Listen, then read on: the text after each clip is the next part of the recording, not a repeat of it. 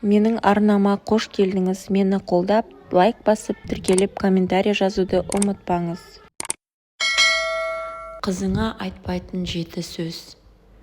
Біз қызымызға қалай сөйлейміз? Бірінші сөз. Мына түріңмен сені бай алама. Осы сөзден-ақ қыз баланың жалғыз мақсаты тек тұрмыс құру деген түсінік қалыптастырамыз. Сол үшін көптеген қыздар биылдан қалмай байға тиіп кетсем, сосын күйеуімнің көңілін қалай тапсам болады, байым тастап кетпесе екен деген уайыммен өмір сүреді. Өмірде бай мен баладан басқаны көрмей өтеді. Екінші, әкең естісе өлтіреді. Қыз бала әкесін сыйлауы керек. Әкесі де қызына мейіріммен қарағаны, қамқор болғаны дұрыс. Қыз бала әкесінен агрессия, ұру, ызаны көріп өссе, кейін жұбайынан сондай қарым-қатынас болса, қалыпты көріп төзіп өтуі мүмкін.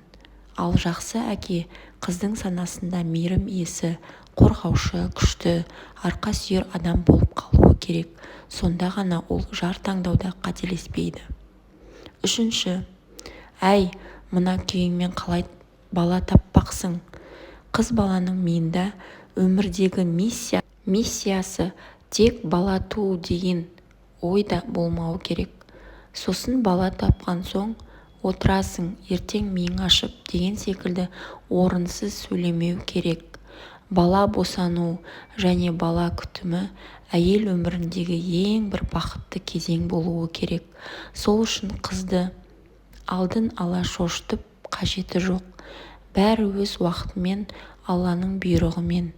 Төртінші, қолыңнан бәрі келетін болсын, ертең ел барған жерің не дейді?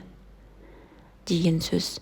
Қызды еңбекке баулыған жақсы, бірақ оған сен болашақта біреуге обслужить етесің, персоналсың, қызмет қылуың керек деген секілді ой тудырмай, керісінше позитивті түрде пайдалы жағына акцент қоя отырып еңбекке үйретіңіз.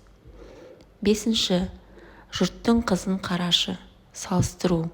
Бұл қыз баланың самооценкасын түсіретін ең тиімсіз техника. Сүйкімсіз салыстыру. Әр қыз өзінше уникальный, өзінше ғажап, өзінше әдемі. Сондықтан салыстыруды доғарып, перзентіңіздің мықты тұсына мән беріңіз.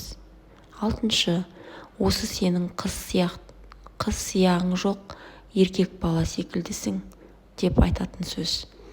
Қыз баланың сыр келбетіне, мінезіне, қылығына қарап, бұлай былш еткізіп айтуға болмайды. Ер мінезді қыздар болады, алып тұлғалы арулар бар. Немесе үйдің тірлігінен гөрі түздің тірлігін ұнататын қыздар көп. Сондықтан қыздардың жүрегіне тиюдің қажеті жоқ. Жетінші, қыздар, жігітті жақсы таңдай біліңіздер. Я қыздар, любовь, морковь деп бетіне күлгеннің, сыйлыққа көмгеннің, суперменнің кейпіне енгеннің етегінен ұстап, кете бермей жігітті танып үйреніңіз. Бұл жетінші.